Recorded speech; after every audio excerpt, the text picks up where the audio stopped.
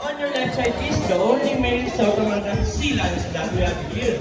And according to your trainer, he is the handsome one. Wow, confident. His name is Vincent. Together with trainer JB, say hello. While on the other side is the youngest female South American sea lions that we have here.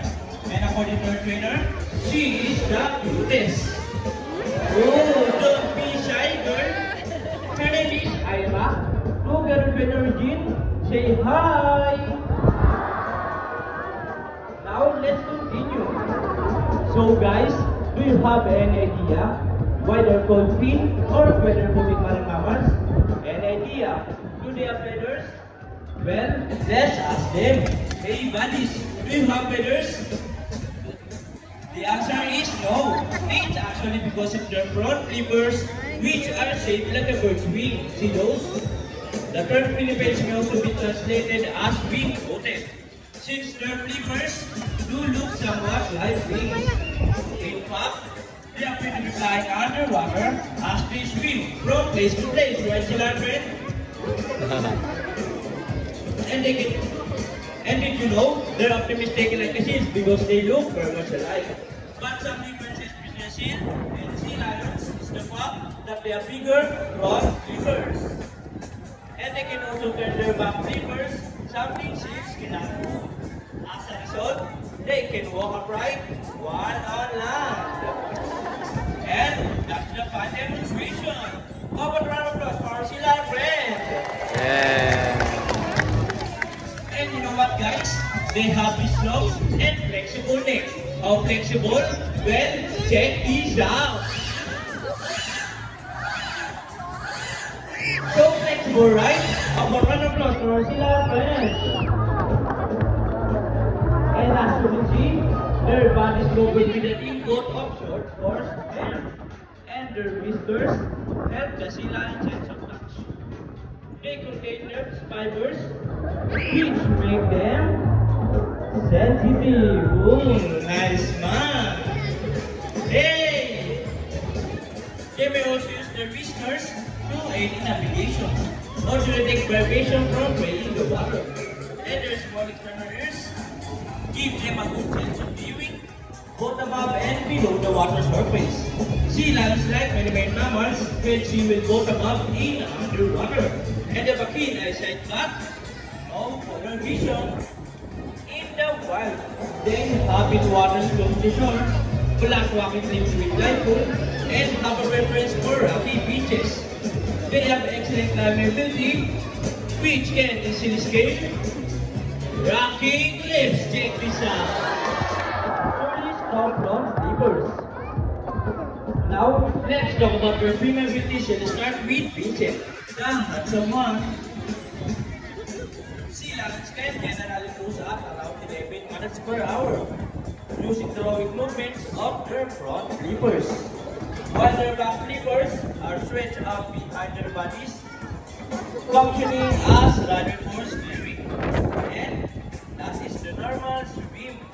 Nice and easy. Thank you so much, Vincent, for the gaming. But when chasing their prey or escaping from predators, they can achieve a burst speed up to. Ready, Ira?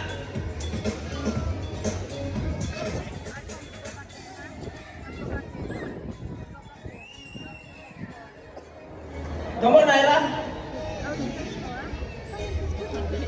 25 miles per hour. Wow!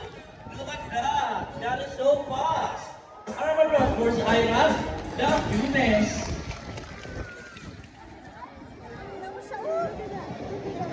And another one. She asking for it. Now, here's an interesting story about our sea lions. Did you know that the US Navy has trained a few of them to take part of their special operation? Yep, that's right. They're able to hold their breath for up to 20 minutes. And they can dive hundreds of feet. Abilities that even the best Navy diver would be envious of. And since they cannot be detected by a radar underwater, they are taught to recognize and avoid underwater mines. But these trainers are ready. Well then, salute! Now let's march. Ready guys? Hop, 2, 3, 4, hop, 2, salute. This time, could you please join our Silan NA salute? In a count of 3, everybody please salute and make this one loud. People on the cloud, are you ready? Hey guys, I can't hear you. Are you ready? Yeah! Now let's go.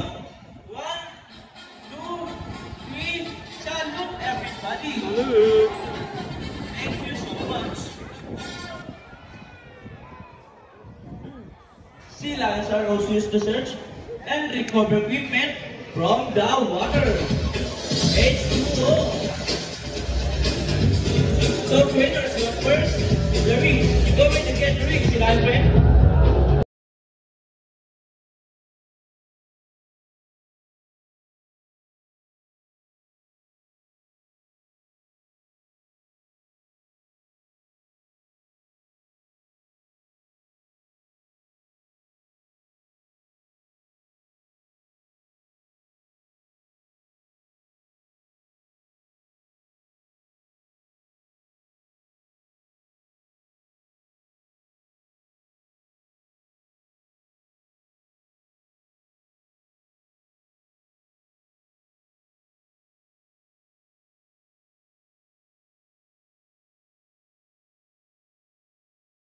There. Come on, Vincent.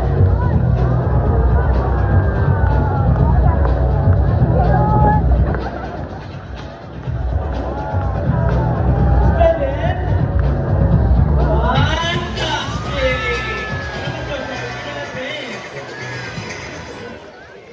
Excellent work, buddies.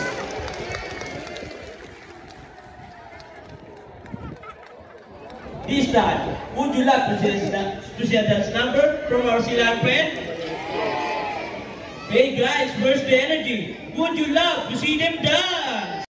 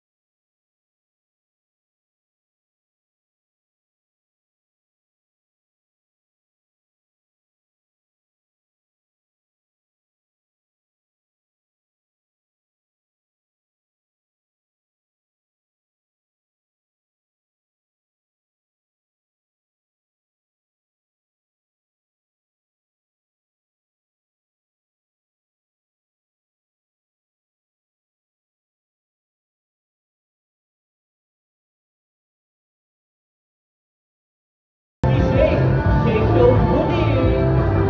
Come on, Energy. Yeah, wow. Keep on rolling. Okay, Aina, show them what you got. People on the cloud, get your camera, and this is the best part. Step in. Arriba. And for that, finale.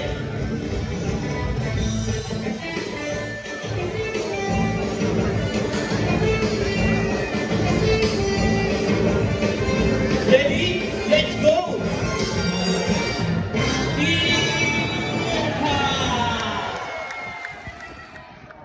A round of applause for our Silan brothers as well for that great dance number. Kiss. Wow!